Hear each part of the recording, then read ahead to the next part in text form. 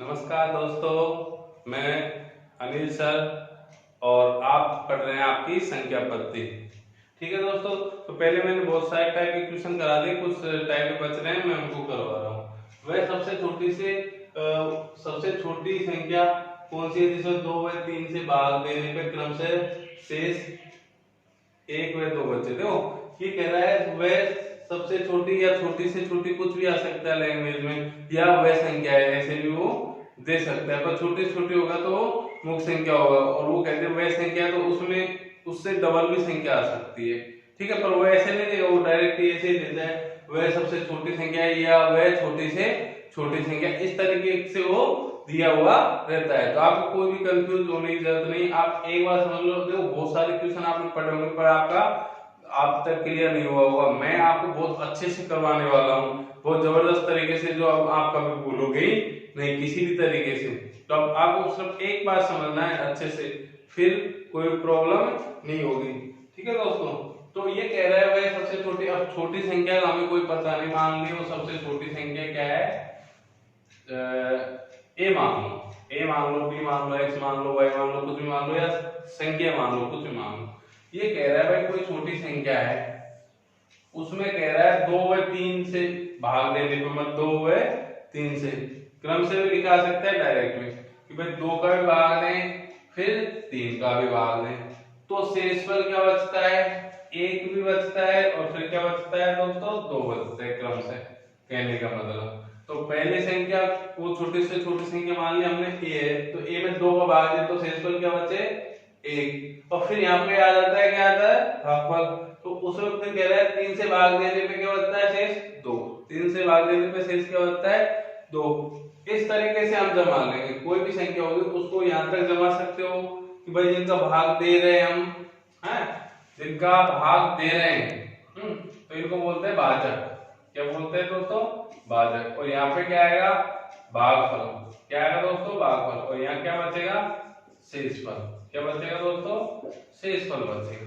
भाजक किसे कहते हैं, जिस संख्या का भाग देते हैं। भाज्य किसे कहते हैं, जिस संख्या में भाग दिया जाता है। शेषफल भाग देने के बाद में जो कुछ शेष बच जाता है वो शेषफल होता है। भागफल कि भाग देने पे जो प्राप्त संख्या होती है वो भागफल होती है। इस तरीके, तो इसका एक हम तीसरी क्लास से पढ़ते आए हैं कि एक सूत्र होता था, भाज्य बराबर भाजक गुना भागफल प्लस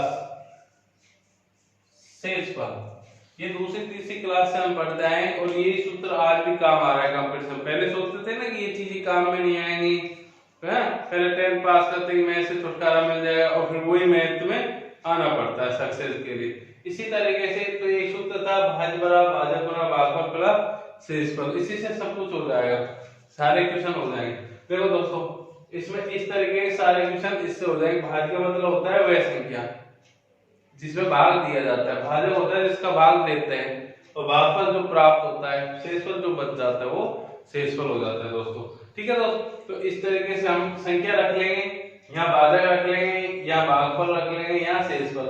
भागफल आपको कभी दिया हुआ नहीं होगा, ठीक है, तो हम यहाँ पे a मान लेंगे या x मान लेंगे या संख्या ही मान लेंगे, कुछ भी नहीं मानेंगे, है। यहाँ मान लो दूसरा भाग, या कुछ भी मत रखो, यहाँ पे संख्या रख दो, यहाँ भी संख्या रख दो, बात एक ही है। इस तरीके से आ गई, ये भाजक को यहाँ जमा लिया, शेषफल को यहाँ जमा लिया, तो इन्हीं से संख्या है। तो भाज्य मतलब भाज्य बराबर होता है भाजक गुणा भागफल होता है। तो यहाँ कुछ भी दिया हुआ नहीं होता, जैसे यहाँ भागफल कुछ भी नहीं दिया हुआ रहता है, तो हम एक मानते हैं हमेशा। कई बार वो दे भी देता है, दे देता है, दो दे देता है, पांच कि अंतिम से भागफल ही है, तो वो एक अलग चीजें हो जाती है। ठीक है दोस्तों, जब दे नहीं रखा तो हम एक मानेंगे, तो हम करेंगे भाज्य प्राप्त करेंगे, मतलब संख्या प्राप्त करेंगे, तो भाजक जिसका भाग दिया जाता है गुणा भागफल, भागफल 1 आ गया, प्लस शेषफल, तो प्लस है शेषफल। 3 एकम 3 2 5, क्या आ गया दोस्तों 5 आ गया। क्या आ गया दोस्तों 5 आ गया। फिर हम इसको अगली संख्या a प्राप्त करेंगे, तो हम क्या करेंगे 2 गुना 5, वही भाजक गुना भागफल। भागफल क्या है भाई, इसका ऐसे भाग दिया तो क्या प्राप्त हुआ 5, तो गुना क्या करेंगे भागफल प्लस शेषफल 1, 5 2 10 1 11, क्या आएगा यहाँ पे 11, 5 गुण 10 और 1 11, इसको जोड़ देंगे तो वह संख्या क्या है 11 है। 11 में 2 व 3 का भाग देते हैं तो क्या बचता है शेष 1 व 2। कैसे 11 में 5 गुनी 10 तो क्या बच गया 1, फिर 5 में दिया 3 का, 3 एकम 3 तो कितने बच गए 2। तो बात सही है, 1 व 2 शेष बच रहा है। तो आप भाजक जिनका भाग देते हैं उनको यहाँ रख देंगे, शेषफल को यहाँ रख देंगे। यहाँ पे x y मान लो, a b मान लो, संख्याएं छोटी संख्याएं रख दो, कोई फर्क नहीं पड़ेगा, वही मान आएगा, कोई दिक्कत नहीं आएगी। आप 2-4 क्वेश्चन करोगे सहज में ही हो पाएगा। जैसे अगला क्वेश्चन देखते हैं हम।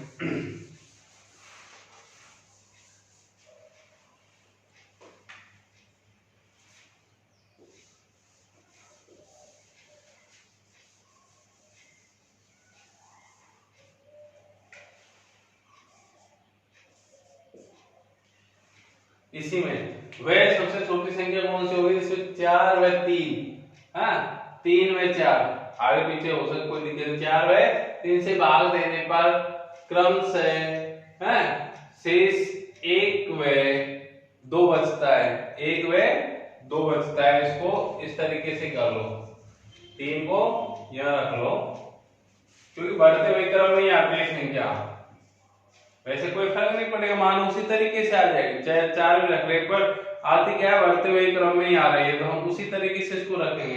तो 4 में 3 का भाग देंगे, उसी तरीके से रख लेंगे 3 और 4। यहाँ पे इस तरीके से संख्या रख लेंगे, यहाँ पे इस तरीके से संख्या रख लेंगे, यहाँ शेषफल रख देंगे 1 व 2। और मैंने कहा नीचे कोई भागफल नहीं दिया हुआ होगा तो क्या मानेंगे 1 मान लेंगे। ठीक है दोस्तों, तो यहाँ ये a मान लें, ये b मान लें।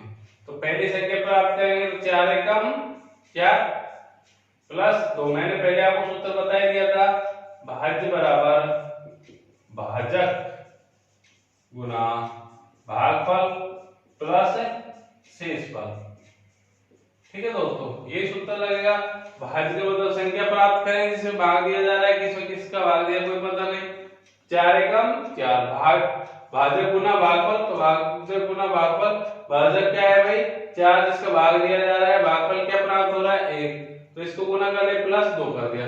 4 एकम 4 प्लस 2 क्या आ जाएगा 6 आ जाएगा दोस्तों, क्या आ जाएगा 6।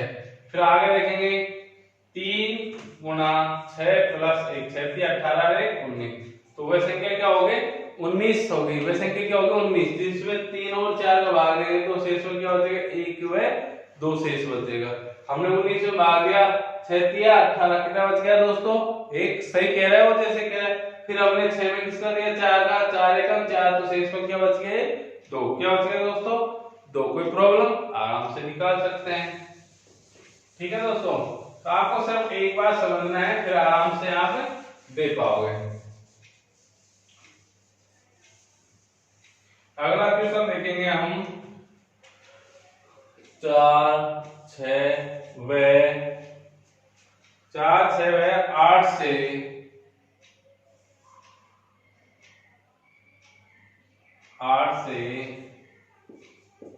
क्रम से, कई बार क्रम से नहीं भी लिखा है तो भी आप समझना लगातार दे रहा है, मतलब क्रम से का मतलब क्रम से दे रहा है, पहले 4 का दे रहा है, 6 का दे रहा है, फिर 8 का दे रहा है। ठीक है, भाग देने पर क्रम से शेष होगा 1 होगा 2 होगा व 3 कर लेना, शेष 1 2 व 3 शेष बचे। बस संख्या प्राप्त करनी उसी तरीके से 4 6 8, पहले 2 संख्या थी अब 3 संख्या कर देंगे, उसी तरीके से रखना है हमें। जिसका भाग दिया जाता है उसको यह रख देंगे, शेषफल को यह रख देंगे। शेषफल क्या बच रहा है दोस्तों, पहले 1 बच रहा है, फिर 2 बच रहा है, फिर 3 बच रहा है, यही है ना। बस कुछ भी नहीं करना, उसी तरीके से जब भागफल यहाँ पे दे नहीं रखा हो तो 1 मान लेंगे, तो यहाँ पहला हो जाएगा 8 एकम 8 प्लस 3, यहाँ तीनों को a b और क्या मान लेंगे दोस्तों c मान लेंगे, a b c मान लेंगे, तो 8 एकम 8 3 ये 11 हो गई। ठीक है, फिर उसी तरीके से 6 गुना क्या कर देंगे 11 प्लस क्या कर देंगे तो 11 6 66 और 2 कितने हो गए 68 हो गए। कितने हो गए दोस्तों 68। इसी तरीके से 68 गुना 4 प्लस शेषफल क्या बचेगा 1 1 कर देंगे।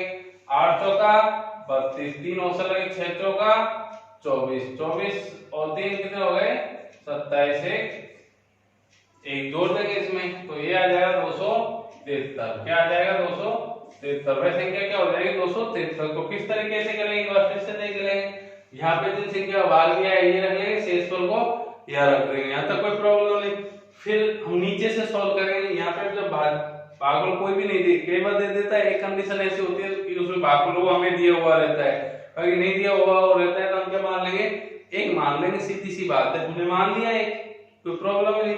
तो 8 एकम 8 प्लस 3 कितने हो गए 8 3 11। फिर 6 गुना क्या करेंगे 11 11 से 66 तो 68। फिर 68 गुना क्या करेंगे 4 8 चौका 32 का 2 का 6 चौका 24 और 3 औसत लगे 24 3 27 272 और एक इसमें जोड़ देंगे तो क्या आ जाएगा 273। दोस्तों इस तरीके से हम आराम से इसको सॉल्व कर सकते हैं। कोई प्रॉब्लम किसी भी प्रकार से मेरे हिसाब से आप इजीली इस तरीके के क्वेश्चनों को आप कर सकते हो दोस्तों। ठीक है चलो अगला देखते हैं हम।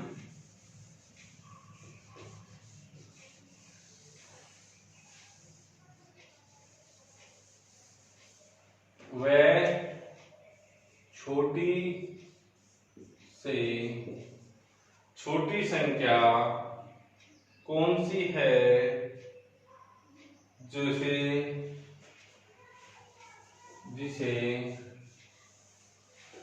बहुत इंपॉर्टेंट क्वेश्चन है 13 से भाग देने पर एक शेष बचता है। यदि भागफल को 5 से भाग दे तो 3 शेष बचता है। एक शेष बचता है यदि भागफल को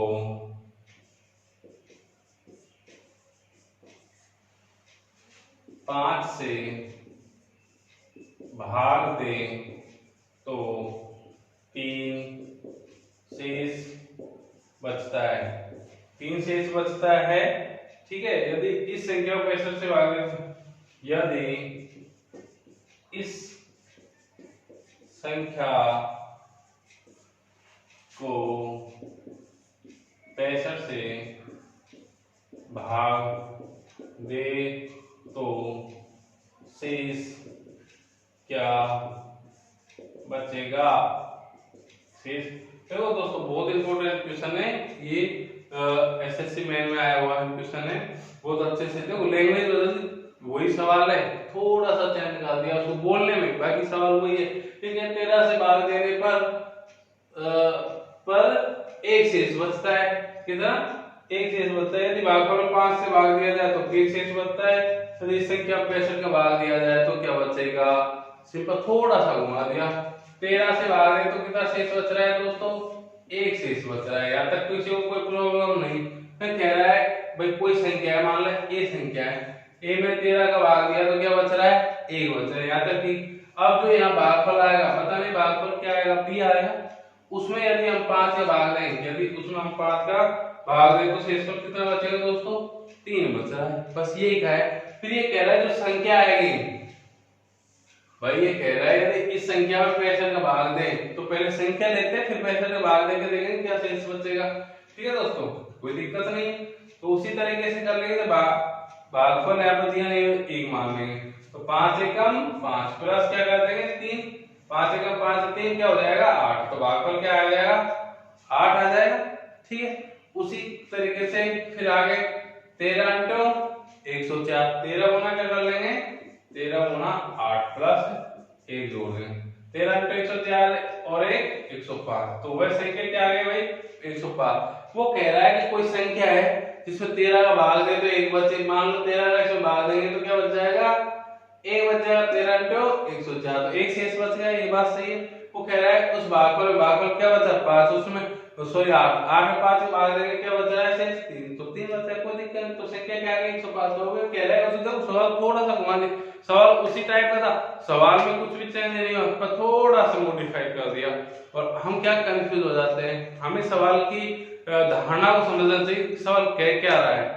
ठीक है दोस्तों, यदि हमें पता है कि पानी किस तरह के बह रहा है तो हम उसमें तैर के निकल सकते हैं। जब तक हमें उसकी प्रभाव का पता नहीं होगा, बहाव का पता नहीं होगा, उसकी धार का पता नहीं होगा, उसकी दिशा का पता नहीं होगा, तो हम कुछ भी नहीं कर सकते। इसी तरीके से क्वेश्चन को भी आपको देखना होगा कि कहना क्या चाह रहा है। तो वो कह रहा है कि 65 से भाग दे इस संख्या में, किसमें 105 में 65 का भाग देंगे, दे देते हैं भैया 65 का, 65 का 65 एक बार ही जाएगा, बिल्कुल 65। कितने शेष बच जाएंगे 0 और 4, तो शेष क्या बच जाएंगे दोस्तों 40। शेष क्या बच जाएंगे दोस्तों 40 बच जाएंगे, बस कुछ भी नहीं। ये आपका क्वेश्चन है। थोड़ा सा आपको लैंग्वेज को समझना है कि कहना क्या चाह रहा है किस तरीके से, बाकी सब कुछ इजी हो जाएगा। ठीक है दोस्तों, गुड बाय।